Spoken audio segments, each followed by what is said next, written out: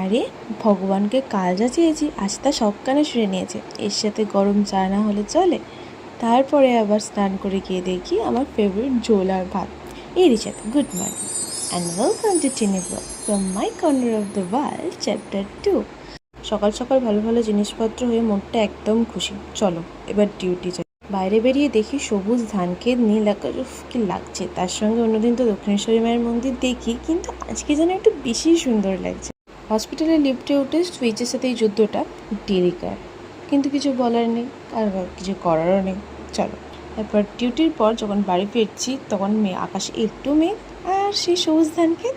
Fresh হওয়ার পর ভাবলাম কাস্টার্ড বানাই, সেই অনুযায়ী ফলও কেটেছি, বাট কাস্টার্ড আর আমার তৈরি হয়নি, হয়ে গেছিলো ফলের পায়েস। ছুটি ইকুয়ালস টু আজকে লেট নাইট, মানে ঘুমানো আর কি। কতদিন বাচ্চা কিনা ভদ্র হয়ে গেছি, কতদিন আমি দুঃখ আর আনন্দের সাথেই আজকের দিন শেষ।